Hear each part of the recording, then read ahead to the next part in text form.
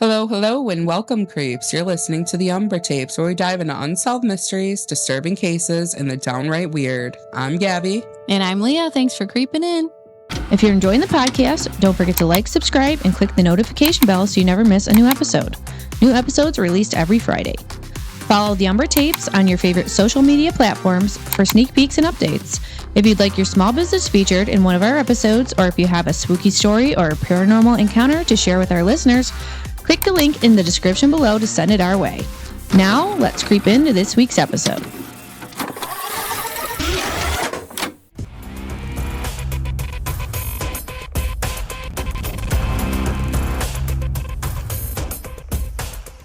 In October of 1974, Dennis Rader made his first known attempt to claim credit for the Otero murders. He sent a letter to the Wichita Public Library. Inside was a message taking responsibility for the Otero murders, outlining details that only the killer should have known. It was the beginning of what would eventually become the BTK identity. But there was one problem. Police kept the letter secret from the public. They didn't want to create widespread panic. They didn't want to give the killer the publicity he so clearly was seeking. For Dennis Rader, that was frustrating. He had given police something they couldn't ignore, and still, the newspapers weren't talking about him. The public didn't know his name. There was no widespread fear of BTK. And for a man who desperately wanted to be recognized, that wasn't enough. His ego was beginning to demand something more. And we've talked about this in past cases where a killer will want the notoriety, the recognition for their kills. What is it about that? I mean, that's probably the whole reason that they do it, right? You think that's the whole reason why they kill? Yeah. It's They want the attention on them, and I'm glad that the police didn't give it to him, because haha, fuck you. But I think it's a big part of it. I think serial killers, a lot of them want notoriety. That's a big part of their MO. They want to be known. They do multiple I never really thought about it. Murders, I feel for that reason. I thought that maybe it just comes with the territory. Eventually they do it and they're like, oh, I really like this feeling of killing. And eventually they're like, well, at this point I'm doing it for nothing because nobody knows it but me, type thing. It's this little dark secret. There's multiple types of serial killers though. Yeah, this is true. Generalists, some of them actually just do it for the notoriety because they're just sadistic and weird, but there are some that actually do it because, like you just said, they do it once, point, yeah, and then be like, oh, this is great, let's share it with the world. It's just crazy though, because they do this and they want their fame, they want their notoriety, they play it with the police, they play it with investigators, and then it is always the way they go down. Yeah.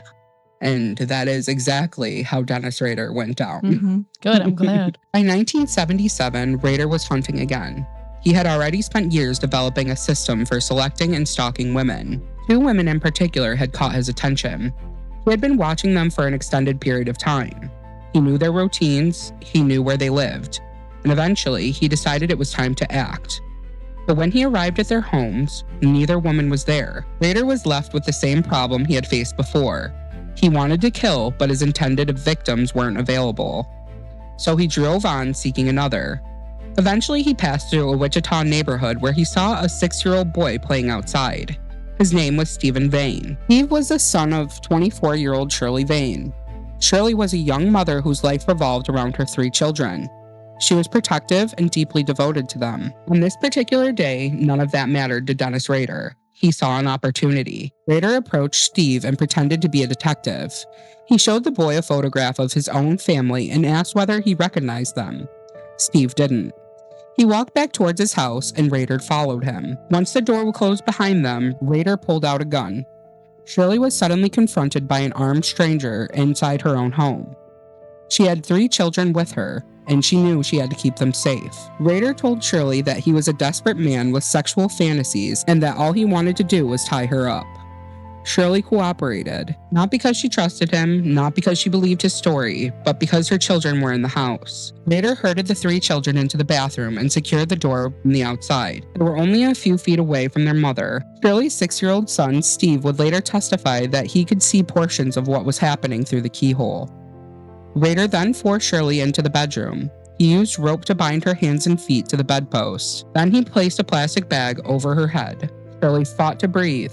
She managed to tear the bag with her teeth. For a moment, she had survived. Rader changed his method. He used a rope to strangle her until she lost consciousness and died. But Shirley wasn't the only person Rader intended to kill that day. He had originally planned to murder the children as well, eliminating them as witnesses. Then something completely outside his control happened. The telephone rang. The sound of that telephone suddenly made him believe that someone was about to arrive and discover him. He panicked.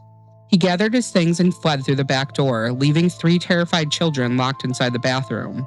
Shortly after he left, the children managed to get out. They found their mother. They then ran into the street looking for help. A neighbor called the police. Shirley Vane was dead. Her children had survived. And once again, Dennis Rader had left behind a family that would have to live with what he had done. Upon returning home, Rader wrote a twisted poem about Shirley.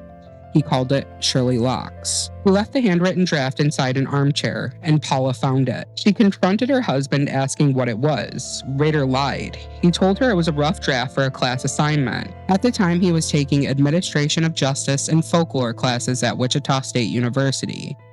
Paula accepted his explanation. She had no idea she had found something written by a man responsible for the murder she was hearing about. As like a mom who stays home alone with her child all day, like, this is so terrifying to me. The fact that my kid could just be like playing outside, random man walks up to him and like asks some questions, and then he follows. Like, it just sounds so terrifying as like a stay-at-home mom. Yeah, I could only imagine. How old was there? So there was 3 kids total. There was a 6-year-old, and then it doesn't specify the ages of the other. Okay, so we have no idea. No, but it sounds like maybe Steve was the oldest. Oh my gosh. Yeah, and he was only 6. Yes. Wow. And he could kind of see what was happening. See, that is so weird to me that he would just do that with like children in the house. Every time you hear somebody knock on your door, like, what are you doing? Oh my gosh. And it reminds me of that young girl, Athena, I think her name was. It was a UPS man that like was delivering a package to her house, kidnapped her. Oh, she okay. answered the door, yeah. Kidnapped and killed her. Oh my God. And I mean, even just something like that, like that's insane to think about. And in this guy he did a similar thing where he approached a child, and got into the house, but at gunpoint. It was at gunpoint. Yeah, to Shirley, but like he didn't hold the children at gunpoint. He just locked them in the bathroom while he threatened. And said, I'm a detective, let me in the house, kind of, and I'm looking for my family or whatever. Wild though, because now like Amazon drivers aren't just Amazon drivers anymore. Like they pull up, they're not just like in their Amazon they're in like regular cars. They're just random cars. They don't wear any identifying clothing.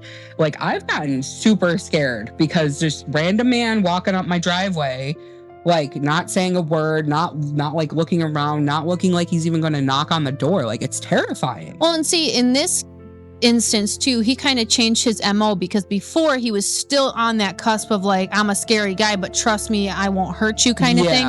Now he's kind of on the other end of it where he's like, I'm a good guy, I won't hurt you. I wouldn't necessarily say like he claimed to be a good guy, because he still was like, I have this sexual fantasy, I'm going to tie you up. I mean, for the kids, instantly like, I'm going to kill you. No, for the kid, he said he was a detective, and he was like, when he first approached them in order to get inside the house. That's true.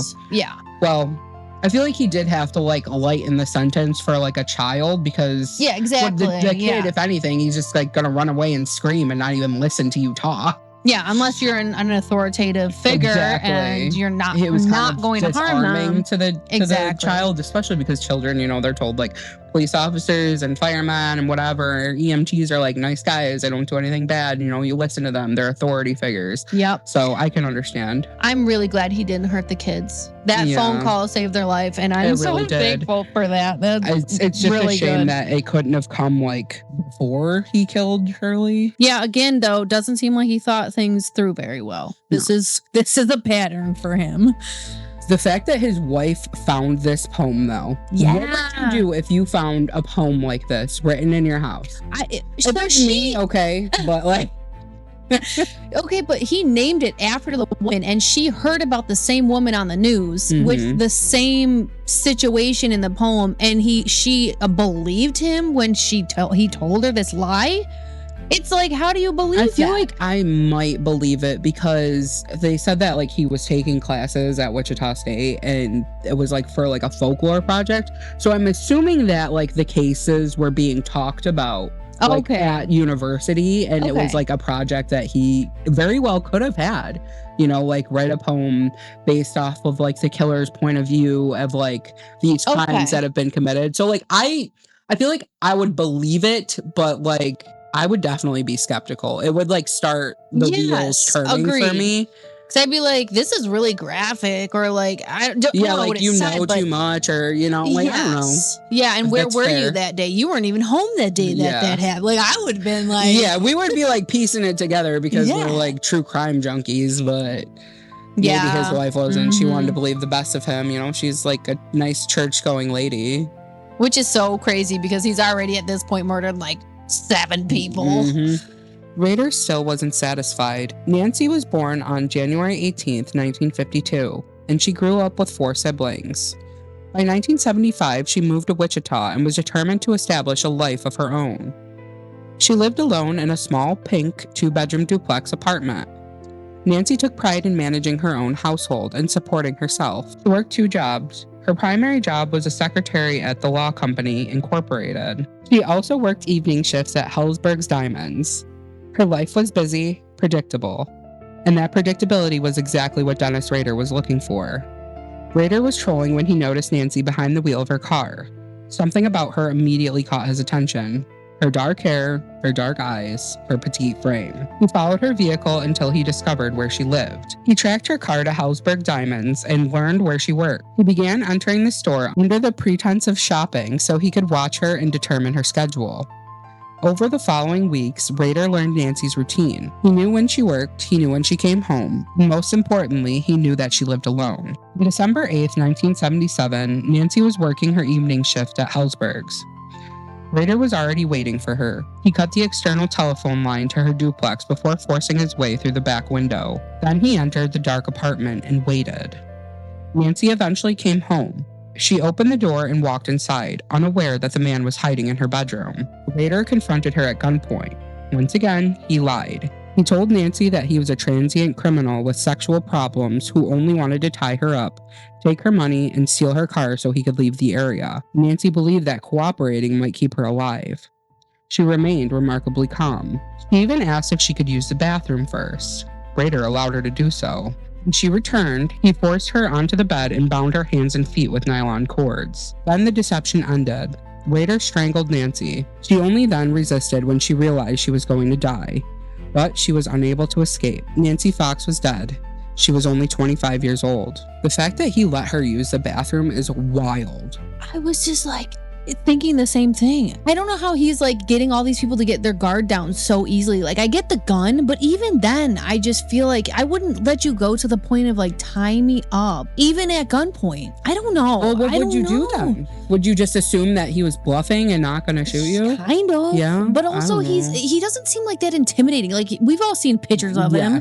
He doesn't seem like he's that intimidating, and he's not saying like, do what I say or I'll kill you. Yeah, he's like he's like trying to be nice. Please, just let me tie you up and I'll go about my business. You know, it seems so manipulative, but it's like, how do people keep falling for this shit? Especially he's in the same neighborhoods. Crazy to think that he has been stalking these people for like weeks and they don't even know. Yeah. And he knows their comings and goings and where they work. I think it just goes back to like his camouflage. Like he blended so easily into the background of like being an ordinary person, just like the random guy walking up and down the street.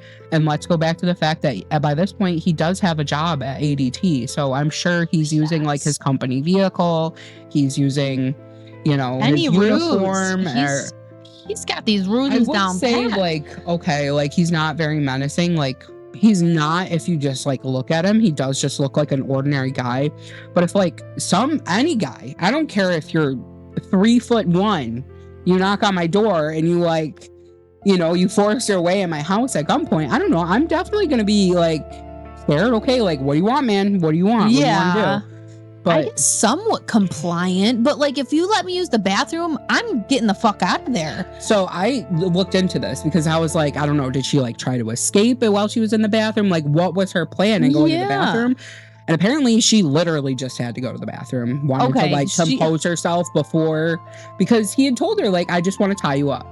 So I'm sure she like went to the bathroom and was like, okay, like I'm gonna do this. It is so crazy how manipulative. There wasn't like a window in the bathroom. There wasn't like anything like she could have escaped. And like he was obviously in like the living room area where she couldn't run out of the apartment. Like I don't know what her plan was. I think she just literally had to use the bathroom and was just preparing herself. I would have grabbed like a toothbrush and stuck him in the eyeballs, or like I don't know. I would have tried something. You would be fighting for your life, something rather than just like, oh, I gotta pee. Okay, now you can tie me up. I'm ready. Like what? I don't know. That does seem kind of weird. Like I don't know if I would have just like accepted my fate at that point. I'm like, fuck that. God. I'm peeing all over you. I don't care. Like. I would have shit in the toilet. No, shit. Threw it at him. No, dude, I can't. I maybe would have got a toilet plunger and like stuck him in the eyeball or something. Anything. I mean, come out swinging with a toilet brush. I don't know. Like, I don't know. I don't something, like dude. Fault her for just like accepting her fate and just being like, okay, like all he wants to do is tie me up. You know, like whatever. He's just like a freak. He's like whatever. But oh God, this man is so gross. Yeah. This time, Rader didn't simply leave the scene. He wanted to be heard. After leaving Nancy's apartment, he walked to a nearby public payphone. He called the police dispatcher and gave them the address. 43 South Pershing, Nancy Fox. Then he hung up. Police responded to the duplex and found exactly what the caller described. 25-year-old Nancy Fox had been bound and strangled in her bedroom. But at first, investigators treated the killing as an isolated homicide. They didn't know that the anonymous caller had been the murderer himself. Rader's desire for recognition, however, was becoming impossible for him to suppress. He had already sent communications connected to the Otero murders. He had written about Shirley Vane, and now he had personally called police after killing Nancy Fox. He wanted his crimes to be acknowledged. He wanted the public to know that the killer was among them. Why was it so hard for them to connect these cases? I was just thinking, like, it's a very specific type of MO. I mean, and he didn't know in almost why every case. They didn't know why he called, like the dead person in this in there. Maybe like, how did you not? Who else would know? What, like the neighbor witnessed the murder and freaking called after, like, and then hung up immediately. Yeah, like Nancy drive click. Like, no, how could I think like maybe they said to the public that they didn't connect them while they were like in the background, like working these cases and connecting them. That's the only way I can rationalize that, because there's no way that you couldn't link those cases together. There's like been a bag in every single case. There's been people being tied up in almost every single case. It's all happening in the relative area. It's all happening to the same kind of woman. Like, yeah, I think that the detectives are, because at this point they are hiding things, though, obviously, because they haven't released to the public about anything he's sent as communications, or so maybe they are kind of connecting it, but they didn't want the public to know. That's the only way I can rationalize the fact that they stated they couldn't connect the two. Yeah. After killing Nancy, Rader had already taken the extraordinary step of calling the police himself and directing them to her body.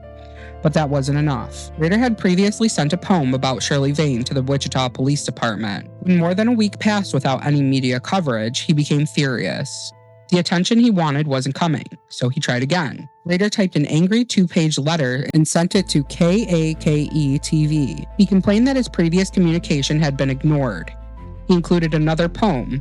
This one was concerning Nancy Fox. The pages were filled with terrible spelling, bad grammar, and an almost childlike need to make sure people understood he was responsible. These would become characteristics of Rader's communications. Within those letters, Rader finally gave himself the name he wanted the world to remember: BTK. Bind, torture, kill. I wonder if, like, we never gave him the recognition he wanted. would he still continue to kill, or would it create like a more frenzied killing spree? Probably both. I mean, both. He's gonna probably kill somebody either way until they figure out who it was. Did he want to get caught? Like, I get the communications as far as maybe he didn't want to get caught. He wanted to continue on doing what he wanted to do, but he just wanted like recognition from it. He wanted people to know like he was the one you should be scared of. Yeah, and I'm glad that they didn't give it to him like he wanted. I think it's kind of funny, actually. Because he did act like a child about it. He started throwing a tantrum. Like, it's me. And the fact that he gave himself a name. Don't usually like headlines create these names for these killers, not just like, oh, I'm gonna give them my name. And he had a signature. I mean, he created like a monogram and everything for himself. This dude, he's wild. Yeah, I'm glad that they didn't give him the satisfaction though, because it did ultimately lead to him getting caught. So. It did. I mean, I guess that's a good thing that they didn't give him the recognition, but at the same time, I definitely think the public needs to know some type of connection at this point. Yeah. I mean, to be at least on like high alert, or to know like this is specifically the type of person you should be looking for. Did they know at this point that he was actually stalking the victims, or do we just find that out later on? Yeah, I believe it's found out later on. Okay, so it's kind of hard for people to watch because it seems connected as far as the MO, how he's killing the victims, but like where he's finding them, like different, like huge difference. And like, I get that the victims, most of them are like female, but they don't seem very similar in that way though. I mean, aren't all the same race. They don't all look alike. So it's kind of hard to pinpoint who he's going to be going after. They are not all the same race. Yeah. But, I mean, you know what I mean? Aside from like Catherine Bright and Julia Otero, like those two came from Coleman. So clearly he's pulling away from that, and now he's finding victims like out in the wild. It's not like from like a job people he knows. Yeah. So it's funny, like, I mean, maybe where he's working now doesn't have any like female coworkers, or maybe he thought it would be too conspicuous because it's like a smaller like employee pool to choose from. Yeah, and he's alone. I mean, he's on house calls all day pretty much, so I wouldn't think I guess it is a perfect like playground for him to like find victims out there free range. Mm-hmm. But I just wonder if like we never gave the credibility to these killers, if like they would eventually stop. I highly doubt it. No, because I mean, they do it for recognition, but at the same time, killing somebody is not. Well, some people it can only be for recognition, I would think. Yeah. I mean, they still enjoy it, but they want the recognition fame for the kill. Yeah. Yes. So I would think that my answer to that would be yes.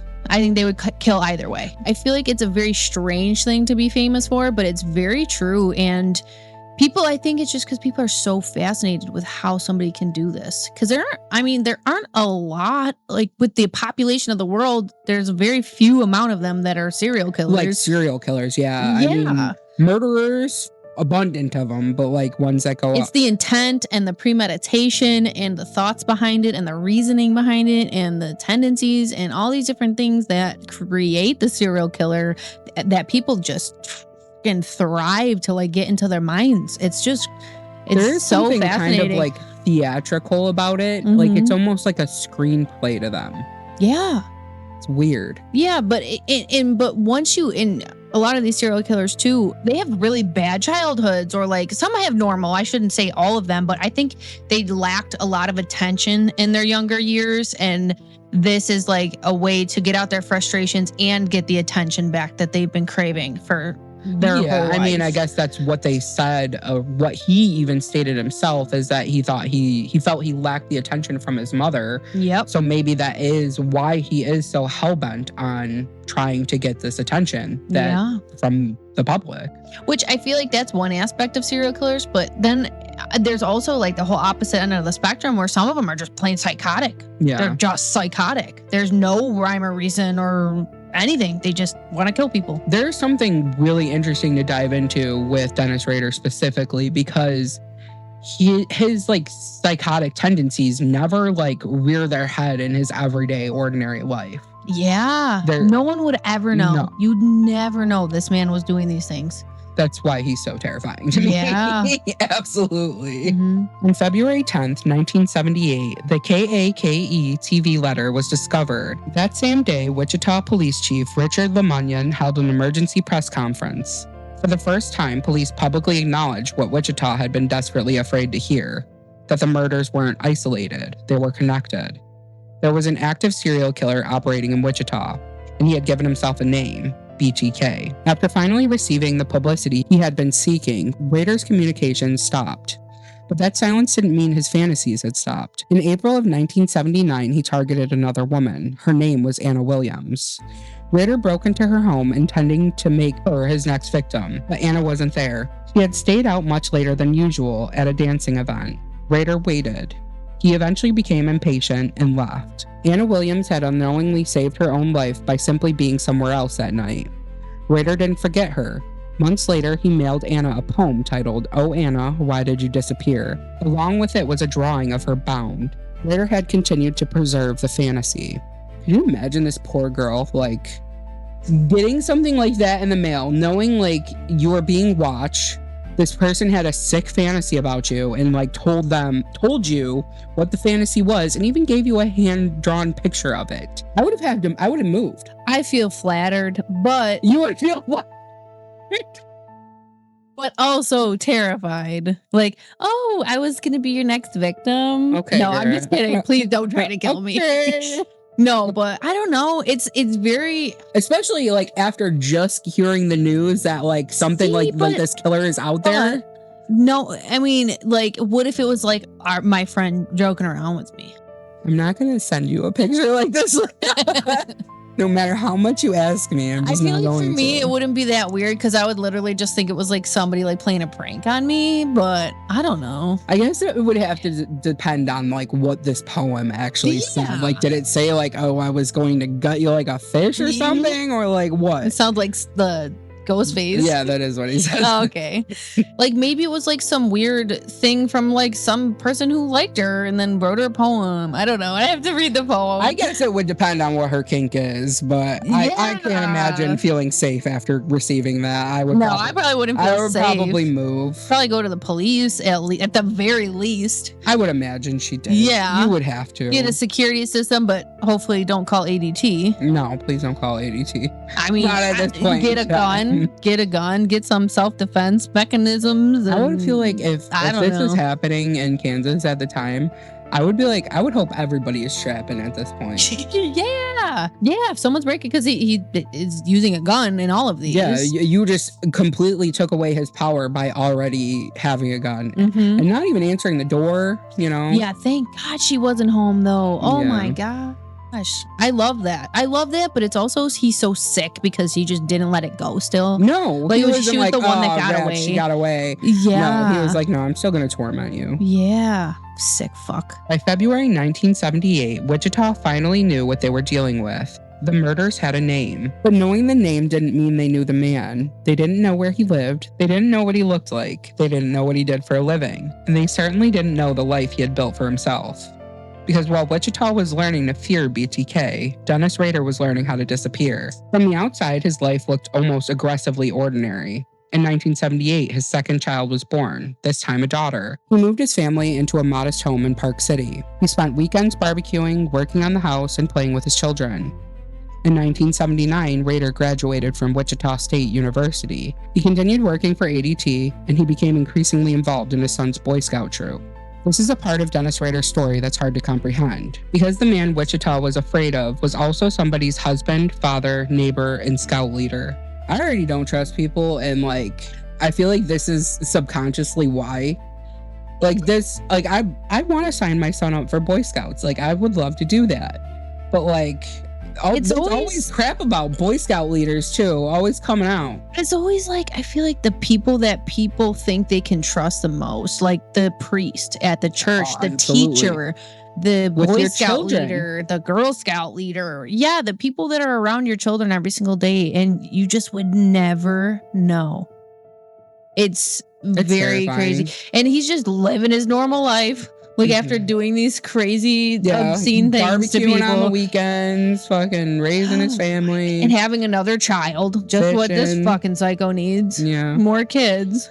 And a daughter. I feel like that's something. Clearly, he doesn't have like the hostility that he has towards other women. Like he can easily disconnect too. Yes, like he flip a switch. Yeah. Yeah. Like it's not like he looks at his wife one day and is like, you know what? I'm gonna kill you now. You know? Yeah. Yeah. It's very strange. It's like two completely separate parts of his brain. 2 different faces. Yeah. That's scary. In 1985, after nearly 7 years of silence, BTK emerged from the shadows once again. His next victim was 53-year-old Maureen Hedge. Maureen was a widow, a mother, and a grandmother. Her husband Carol had died several years earlier, and she lived alone in Park City, Kansas. She was known as a warm, friendly woman who had spent much of her free time caring for her grandchildren. Maureen wasn't chosen because of her looks. She was chosen because of where she lived. Her house was only 4 doors away from Rader's family home. Rader began watching her. In his notes, he gave her a code name, Project Cookie. After he spotted her working second shift at a hospital coffee shop, he studied her routine and waited for an opportunity. Eventually, he cut the telephone lines and entered Maureen's home during the night. He found her in her bedroom and strangled her with a pair of pantyhose. Rader drove away with Maureen's body in his trunk. He eventually stopped at Christ Lutheran Church, where he took photographs of her body. Then he drove to a remote dirt road and abandoned her remains. This is crazy. I'm so mad right now. I am so mad right now. First of all, why did he take the body? Stupid. Shouldn't have done that. Not only did this went wrong again. So like I said in part 1, I was like, this will become a pattern for him where almost none of his kills had gone according to plan. Almost none of them. I'm trying to think. The only one that probably went according to plan was Nancy Fox. And this was 4 houses down from his. Why didn't he just leave her and go home? I don't know. I think he really desperately wanted to take photos of her.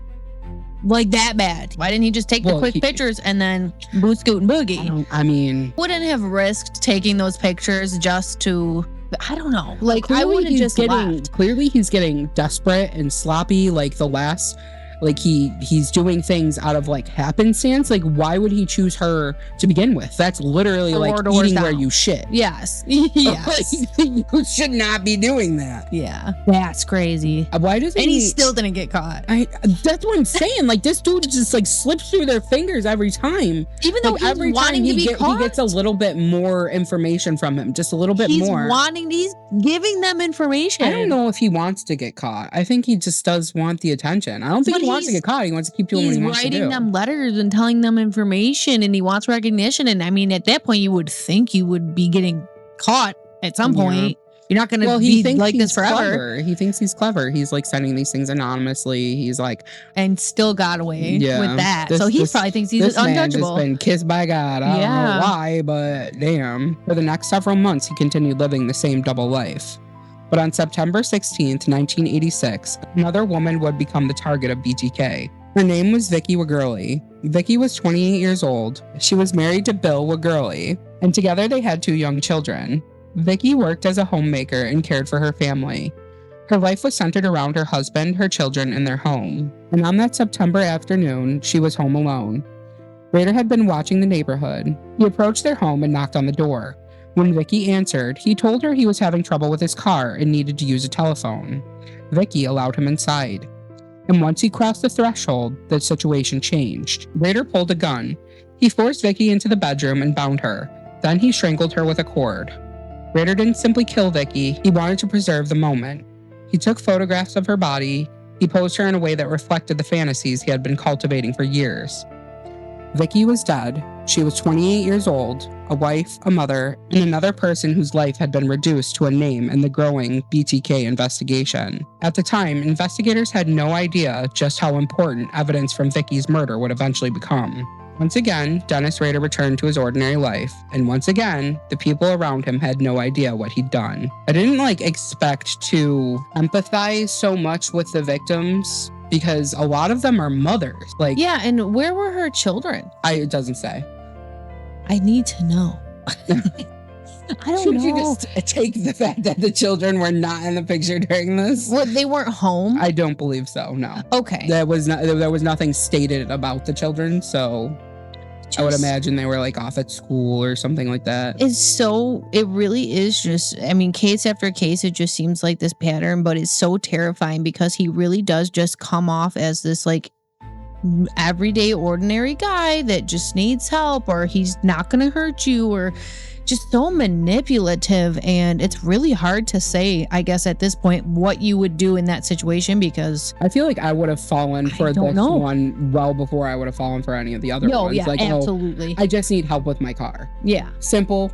I need your phone. Simple. Yeah. I need to use your phone. Rather than like, oh, I want to tie you up, or I'm an escaped convict. Like, where this guy, like, is he playing role-playing games or like what? Yeah. In this day and age, that would never fly. Everybody is way too with the internet being a thing. And, you know, if your cell phone dies, you're shit out of luck. Too bad you're not coming in to use my phone. No. You know, people are really on their guard nowadays with that type of stuff. But back then, I don't think at all that was the case. I think people were obviously more welcoming, more not like standoffish. Yeah, trusting for sure. And yeah, of course you could come in and use my phone, sir. Yeah. Like, I just, yeah. But like, is it a testament to his frustrations with his own mother that he chose mothers? Yeah, I think it might just be women, but he's also killed children and men at this point. Yeah. So I don't know. But that was it was kind always of circumstantial when it comes to like men and children. Yes, because the women were always the target. Let's think about Josephine though, like 11-year-old Josephine. Yeah. Like, they believe she was his intended victim, but I feel like I don't agree with that. I don't his either. Mother was the one that he followed and stalked, and it seems the case for the rest of them too. It was always a woman. I guess maybe it was just like how heinous the crime was against Josephine. And knowing he like, has separated children, her and so took her weird. to a different location to do the said thing. But either way, yes, mothers, children, he does have a pattern, but it is a strange pattern. Like, it is kind of all over the place. As long as there's a woman involved, I guess he's there. Yes, and tying them up. Yes. I think the tying up doesn't really matter.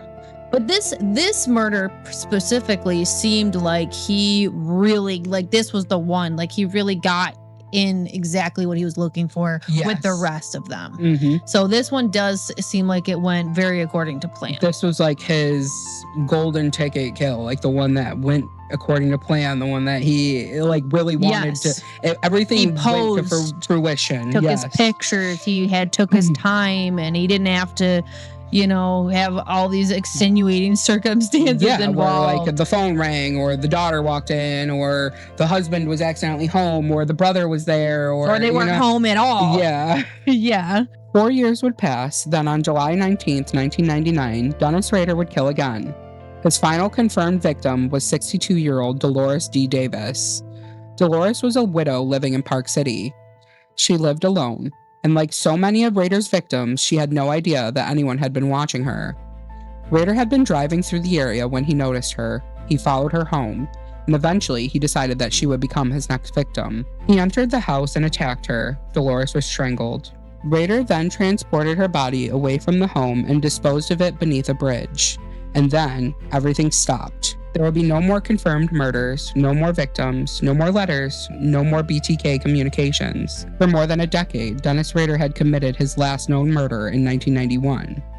He would not be arrested until 2005. That means for approximately 14 years, the man responsible for 10 murders simply lived his life. He watched his children grow up. He continued working. He remained involved in the church and his community. He continued to present himself as an ordinary man. And somewhere inside of him, those memories of women he had murdered remained. BTK hadn't been caught. He hadn't confessed. He hadn't been exposed. He had simply gone silent. And Wichita moved on. For the next 13 years, Dennis Rader would remain exactly where he had always been, in plain sight. So far, we have a wide spectrum of victims. We have accomplished murders. We have murders that didn't go according to plan. It seemed like when we first started diving into this, he did have like an archetype victim. Like, you know, the dark hair, dark eyes, dark skin. And then it seemed like as he started to get the kills under his belt, he almost became like frenzied about it. Like he got less choosy, you know? He did still stick with women though. Yes. But the age didn't seem to matter. At all. At all. They all did have dark hair, did they not though? No. Shirley Vane had like a blondish hair. Okay. So yeah, it's hard to say. I mean, obviously women. He had some sort of animosity towards women in this situation and clearly shows. It still is super strange that he still targets this back to his mother. And That's he what I question personally the most about said this. that. Like he personally said he felt that he was neglected by his mother.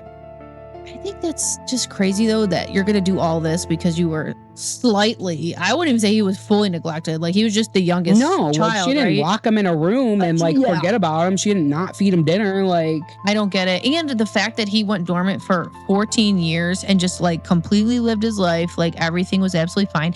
And thinking about it from like a personal point of view, this was like, I mean, he stopped killing before I was born, but like he was like caught after we were already born. Yeah. So like it's crazy to think that there was like a serial killer during our lifetime, because I feel like all the serial killers that we like know of were before we were actually like alive. So it's weird to think of how recent. Yes, it's weird to think how recent this happened. Yeah. What triggers me a lot about this case though is that he got to live his life. Oh, yeah. He got to live his life to the fullest. You know, he got to have his children. He got to have his wife. He participated in community work. He participated with his church. He did Cub Scouts. He did all of these things. But like he ripped that away. And got to live out his whole fantasy life. Yeah. At the same time. I mean, he had the best of both worlds, essentially. But his victims didn't even get a chance to live an ordinary life. Like he robbed them of that. Also unnecessary. Just all of it. It was just for like shits and giggles. Like there was no point to any of it. No. You know? At the end of the day, I don't really think he got anything out of it. I mean, do we get anything out of it? I mean, I don't know. And it seems like it was so unnecessary because he just stopped. He just stopped and it wasn't like a compulsive need anymore. I mean, maybe at that point he was finished and got it all out, but I don't know. I feel you'd kill 10 people. Like there's something very, very, very wrong inside your head. So I don't know how it just stops like that. But well, his fantasies definitely didn't stop. Yeah, I wouldn't think that they would after all that. But. For 14 years, Rader was silent. Then in January 2004, a newspaper article speculated that BTK was probably dead, incarcerated, or simply too old to kill again. For Dennis Rader, that was an insult. After spending decades imagining himself as an important figure, he was now being forgotten. The killer who had once demanded that Wichita know his name was being written off as a piece of the past, and Dennis Rader couldn't tolerate it. His need for recognition returned. In March of 2004, an envelope arrived under the name Bill Thomas Killman. Inside was something that immediately changed the investigation: a photocopy of Vicki Wagurley's Kansas driver's license. Vicki had been murdered in 1986, but investigators had never officially been able to prove that her death was connected to BTK. Now the killer himself was claiming responsibility, and he had proof. Inside an envelope were 3 Polaroid photographs of Vicki's body. Investigators knew immediately that the photographs were authentic. Emergency medical personnel had moved Vicki's body before police photographers arrived, meaning the official crime scene photos did not show her body in the position depicted in Rader's photographs. The killer had just returned from the shadows to tell Wichita something very simple: I'm still here. Rader wasn't simply confessing to old murderers, he was playing with them. He sent puzzles, photographs, personal belongings stolen from his victims. Rader was enjoying himself. He had spent decades wanting recognition, now he had it. But there was something Rader didn't understand. Every time he communicated with police, he was giving them another piece of himself. In June, he sent investigators a detailed account of the Otero murders. He sent a package containing Nancy Fox's driver's license. As upon, he would send used cereal boxes to hold Barbie dolls that he had bound with ropes and strings, giving a twisted new take on the term serial killer. He even included an outline for a book he wanted written about himself. He called it the BTK story. It was becoming increasingly clear that this wasn't simply about murder anymore. Rader wanted to control the story, and he wanted to become famous. But investigators were paying attention to something Rader wasn't: the locations. Rader avoided mailing packages. Instead, he left them in public places around Wichita and Park City, places where he believed he could remain anonymous. Investigators began mapping those locations, and the pattern emerged. The killer wasn't some mysterious figure passing through Kansas. His communications were repeatedly appearing in the same small geographic area. The man they were looking for was still local. Police began watching some of the locations where they believed Rader might leave another package. Eventually, surveillance cameras captured a vehicle connected to one of the drop sites, a black Jeep Cherokee. By early 2005, Rader was becoming impatient. He had been communicating through letters and physical packages, but he wanted something easier, something more modern. Rader explicitly asked the police, "Can I communicate with a floppy disk and not be traced to a computer? Be honest." He told them to respond by placing a classified ad in the Wichita Eagle using the code phrase, "Rex, it will be okay." They responded and lied. On February 16, 2005, he had sent a purple Maxwell floppy disk to a local television station. He probably believed he had found a safer, easier way to communicate. Instead, he had just handed investigators exactly what they needed. Investigators examined the disk for hidden information, and they found it. The disk had been used to modify a document on a computer registered at Christ Lutheran Church. The document had been saved under a name, Dennis. Investigators looked into the church's leadership. There was a man named Dennis Rader, and suddenly, a name that had existed in the background of the investigation for decades was sitting directly in front of them: Dennis Rader. He was the president of the church council. He was a Boy Scout leader. He worked for ADT. He had been a city employee, and he lived in Park City.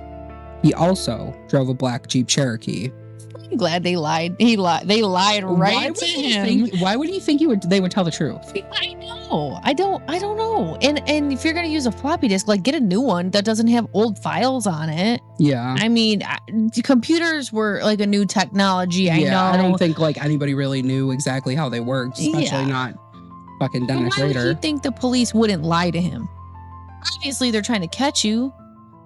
Duh. But like, thinking about it from like the investigator's point of view, I feel like this would be a very interesting case to be a part of. Very interesting. Like, this is like the type of case that you want in your career because it's a 1 in a million thing. Yeah, to catch this man who was silent for 14 years after killing 10 people. Yes. And he's providing you photos and information and evidence and everything that you need to put him behind bars. He's handing it over to you on a silver platter. At this point, yes. Yeah. Yes. I mean, especially the floppy disk. Like, I mean, I'm sure some of our audience doesn't even know what a floppy disk is. But let's just say they're thumb drives before thumb drives. Yes. Put documents on them and edit them and whatever. I mean, I don't know if I would have known that it could be traced at that point. Like, he edited a document on a specific computer and it showed up where he had edited it at. So I guess I don't blame him for not knowing they could do that, especially like you said, it was super early in the technology. He went through the trouble of just simply asking them that question, and they had to reply to that in a classified ad. Like, just go buy a new floppy disk and don't bother. Do you think at this point he really was just like ready to like amp up the games, amp up the fun, just so he could be caught to like blow it up? It seems he just wanted recognition, though. I don't know if he wanted to be caught. At this point, though, I don't know. I didn't before, but after like his 14-year hiatus, I think like he was like, all right, the whole point of him doing all of this was. I'm done. No, because then after the 14-year hiatus, wasn't that when he started doing this again? Yeah, like that's what I'm saying. Yeah, so he wasn't done. He was like, oh, they're forgetting about me? No, you're not. No, you're not. Yeah, but then this is why all didn't the evidence just, like, I have. Head right out and do a kill? He just was like, no, I'm going to play with you. I'm going to play with the press now. Maybe like he was getting too old and he couldn't physically do it anymore, but he still wanted that recognition. Yeah. And he had the evidence for him. Maybe. But the fact that like he could have gotten away with this. I mean, 14 years had passed. I mean, he was a piece of history, you know. If it weren't for his ego, he probably would have gotten away with this. Absolutely. I mean, at least until DNA technology really came out later down the line and they really wanted to figure it out like they did with Zodiac, I mean, maybe they would have gotten him. But by that point, he probably would have been whatever years old and freaking... He's like, whatever, yeah. At that point. But he believed... he believed the police when they lied. Yes. You're so dumb. Idiotic criminals, though. I mean, what did you say last episode? We talk. Criminals? They're not on your side. No. Like, I don't know why you would think they're on your side, but people back then really did take people's word for things, and it's so weird to think about. You're a dumb criminal. I still don't. Dumbest criminals. That's what leads me to believe, though, that like he was just ready to be caught. Could you trace it? Be honest. Like, yeah, you know what? The cop's gonna have a heart-to-heart with you and be like, and no, there's no way we can't trace that. Come on, bud. If it weren't for his big fat ego, he probably would have gotten away with it. I agree. Police simply couldn't arrest him based on suspicion. They needed proof.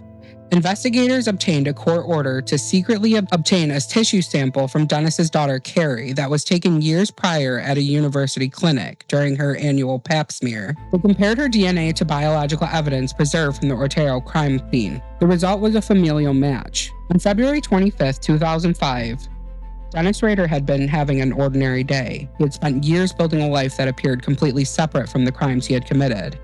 But investigators were waiting. They had the evidence, they had the DNA connection, and they knew where he lived.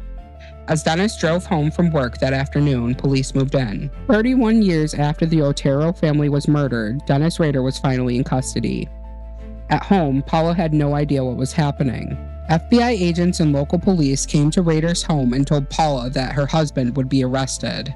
She had been married to Dennis Rader for 34 years. She knew the man she believed her husband to be. In a moment, that entire understanding of her life disappeared. They were telling her that the man she had spent 34 years married to was BTK.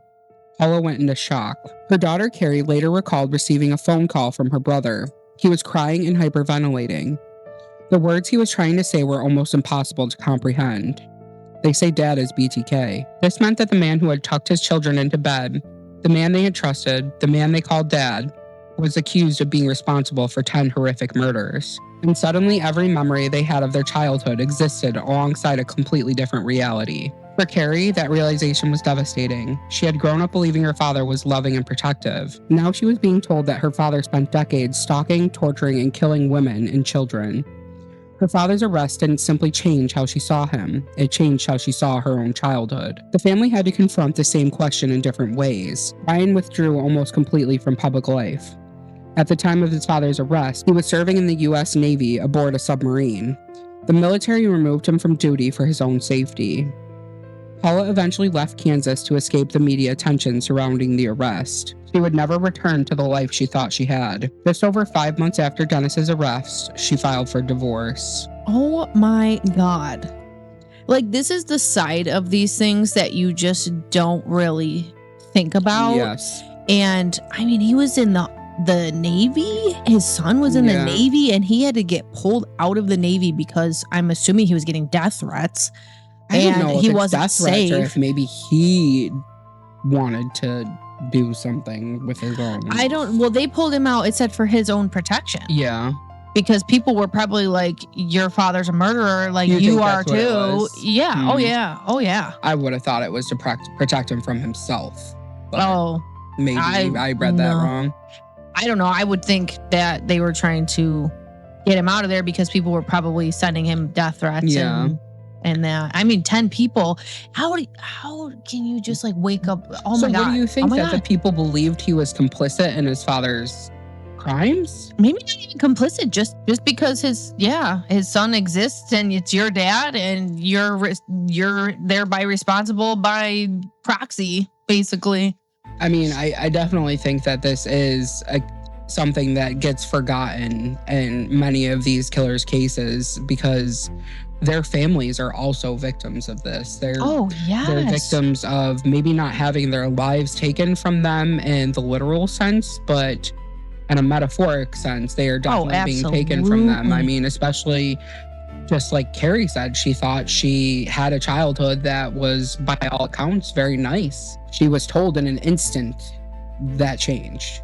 And I know, I mean, they can see it by what he's done with, like, as far as physical evidence, pictures and this and that, but in their heads, like, I'm sure that they couldn't even begin to wrap their heads around that being this same person at all. No, especially because he was so ordinary. He was so good at wearing that mask. This really Even, is. like, Carrie talks about it to this day. There was a Netflix documentary about it, and she, by all accounts, she says, like, this mask never slipped. I never once questioned anything about my father. Oh my gosh, I couldn't even imagine. At least I think at this point, because they've been doing interviews, documentaries, whatever, I hope that people don't hold it against his children. And that's what, I mean, if sad. that's really why they took him out of the Navy, that's I really sad. genuinely think that's why. But why? Because they're trying to find somebody that's accessible to take their anger out on, and he's the next closest person. Take it out on the guy who did it. He's in jail. Son. He's right out in the open for everybody to see. I mean, that's the literal sense of the sins of our fathers. Yes, that's it awful. is. Yeah, it is. But that's so awful. They're holding he's a victim someone in this. accountable, and he's the next best thing, basically. Not in my fucking eyes. Fuck that. To them, I mean, he terrorized this neighborhood for decades. Paula and her children weren't the only people who suddenly had to ask themselves who Dennis Rader really was. So did everyone who knew him. His neighbors, his co-workers, his fellow church members, the parents whose children had known him through the Boy Scouts, people who had invited him into their homes, people who had trusted him with their security, people who had sat beside him in church. The man they knew as Dennis Rader was suddenly revealed as a man Wichita had spent 31 years fearing. On June 27, 2005, Dennis Rader stood in a court and pleaded guilty. And this is where the story becomes especially difficult to listen to. Because Dennis Rader didn't simply say, "I did it." He spoke at length. He described his crimes in a cold, methodical way. He discussed the murders almost like projects he had completed rather than human beings he had destroyed. He corrected details, he explained his methods, and he spoke about his victims in the detached language he had been using in his private writings for decades. So it really does just seem like he really cut this, like, flipped a switch and kept this completely separate, like, emotionally, physically, mentally, like, in every type of way. These people and these crimes were just, there was a thick drawn line between his life and this situation. I don't know how he managed to do that. I don't know if that's even, I mean, psychologically speaking. Yeah, no empathy, but he has empathy. But it's like he doesn't in these situations. It's so strange. I can't fathom it. It's just like where he draws the line between victim and not victim, because he had people that he cared about, clearly. Like, he worked with people, he had coworkers, he had church affiliates, he had whatever. Like, he, like, family. When did it, like, the switch flip and he's like, you know what? You're the victim today. Yeah. You know? Yeah, like, what about these people drew him in exactly? Because there really doesn't seem to be one particular, besides them being a woman, like, one particular thing about them. No, I guess maybe it is just them being women. I don't know. I can't understand this hostility just being brought on from his childhood. Yeah. I still cannot like wrap my mind around it. I think too, like, in court, the fact that he kind of went into detail and, like, explained everything to the victims' families. I, as a victim's family member, would really appreciate that. So I was never, like, left with the question of wondering why. But at the same time, it's really hard to digest something like that, especially because he doesn't seem to have any remorse about it. He's proud to say it and, like, I did this, and I'm going to tell you every single thing that I did. Maybe is it like an additional power trip? Yes. Yeah. I think so. But at the same time, like, I watched the Idaho 4 murders. They came out with a Netflix documentary about that. And that guy had zero reason why he did what he did. And I just needed to know. And there was nothing. Like, he said Not one thing. And like me being who I He was am, just like mute in the courtroom. mute in the courtroom, didn't have any reason why he did it, there was no motive, there was no nothing. I mean, absolutely fucking zero. Nothing. I don't know this case, so I don't And really know any you details on it. have to watch it. But in that case, it's so fucking frustrating because you want him to sit there and do what he did, say what he did.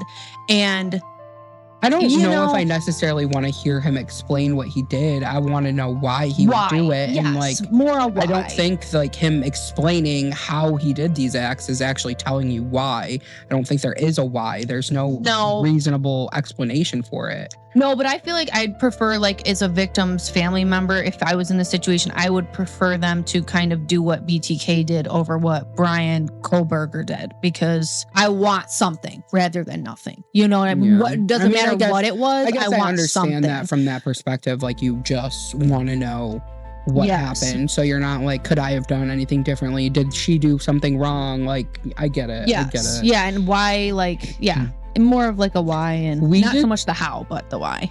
Like, we talk about ghosts and demons and like these evil entities, and this man walks amongst us. He is a demon in every form, I feel. And he's still alive. I didn't know this when we first started this, and then you told me, but he shouldn't be. No. That man should have been put to death a long fucking time ago. The people whose lives had been permanently changed by Dennis Rader were sitting in that courtroom listening to him describe what he had done. For the Otero family, the pain had begun on January 15th, 1974. The surviving children were separated and went on to live with different relatives. Now in 2005, they finally had the opportunity to confront the man responsible. Carmen Otero spoke in court. She refused to give Rader the importance he had spent his entire life trying to create for himself. She reminded the courtroom that behind his carefully constructed identity was simply a man who had preyed upon a helpless family, including children. Then came Kevin Bright. Kevin didn't have to imagine what Dennis Rader had done. He had been there. He watched his sister Catherine Bright being attacked. He had been shot in the head and face. He told the judge that Rader had shown no remorse and no compassion, and he asked that Rader receive none in return. Nancy Fox's sister, Beverly Plapp, had addressed the court. Her anger wasn't abstract.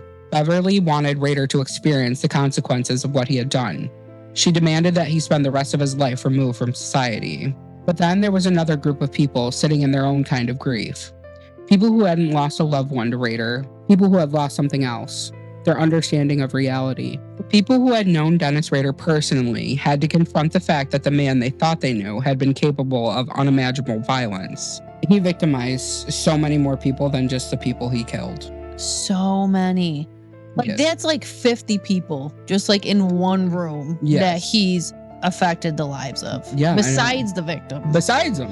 Yeah. I mean, just like people I think the people that would probably be really distraught about this are the churchgoers, his parishioners, probably, because he was like the head of the church. And the Boy Scouts. Well, I mean, knowing that he killed children. Yes. And you got to be a special type of piece of shit to kill a child. And I mean, you're working with them every day. He didn't like enact violence or like held hostility towards these children that he worked with. No. Like in the Boy Scouts. It's like, how can you disconnect one child from another and say that child's a victim and that one's not? And in no way could you tell just how unimaginable the things that he did would be. And it's, we talk about intent too, because it's one thing to kill someone in self-defense or in the protection of a loved one or something like that. But just the intention behind it and trying to wrap your head around it, you just literally can't. You cannot. You just can't. I can. I definitely can. If anybody can, I don't.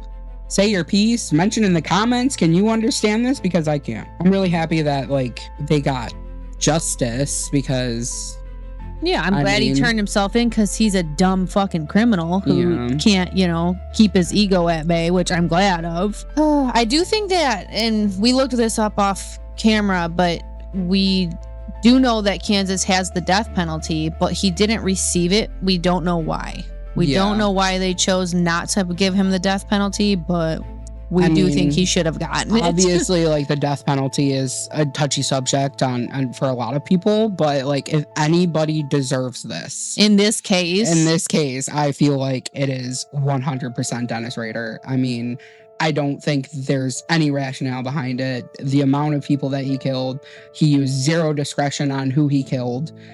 He deserved the death penalty. The sheer amount of charges on top of it, and murder, the stalking, the harassing, the sexual assault, all of this. Like, I mean, this just murder wasn't just the only charges. I'm sure he had multiple array of charges. I feel like with killers like this or serial killers, they do kind of get lumped under just like, you're a murderer.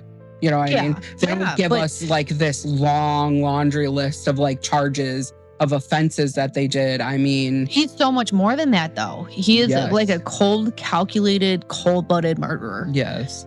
The way he was able to calculate not only his kills, but to calculate and formulate his life around them. Yes. And to deceive every single person around him. Then there was the family who had unknowingly lived closest to the secret. Paula, Brian, and Carrie. They hadn't been victims of Dennis Rader's murder, but they became victims of the truth about him.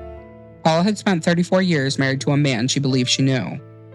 When she learned that her husband was BTK, she was devastated. She left Kansas to escape the attention surrounding the arrest. Their children had to confront something equally impossible. The father they remembered from their childhood and the murderer described in the courtroom were the same person. Carrie would later describe the arrest as instant death. She lost a father she thought she knew. Brian chose a life away from the public eye. Carrie eventually spoke publicly in a Netflix documentary called My Father, the BTK Killer, about the trauma of growing up as Dennis Rader's daughter. Dennis Rader pleaded guilty. 10 murders, 10 lives, 10 families permanently altered. And perhaps that's where the story of BTK should end. Not with the name he gave himself, not with the letters he sent, not with the photographs he took, not with the mythology he spent decades constructing, but with the people whose lives existed before he entered them. Joseph and Julia Otero, Joseph Jr., Josephine, Catherine Bright, Shirley Vane, Nancy Fox, Maureen Hench, Vicky Wagurley, Dolores Davis, and countless people left behind to carry the consequences of what Dennis Rader chose to do. BTK wanted to be remembered. He got his wish. But the name that deserves to isn't his, it's theirs. On August 18, 2005, Judge Gregory Waller sentenced him to 10 consecutive life terms. Under Kansas law at the time, that meant mandatory minimum of 175 years. Dennis Rader would never walk free again. Dennis Rader is 81 years old. He remains at El Dorado Correctional Facility. He is experiencing the early stages of dementia. His daughter described him as rotting to his core, and rot he should. Okay, guys, and that was today's episode. Thank you so much for watching. Stay tuned next week where we'll be checking in at the Stanley Hotel. We will see you then. Bye.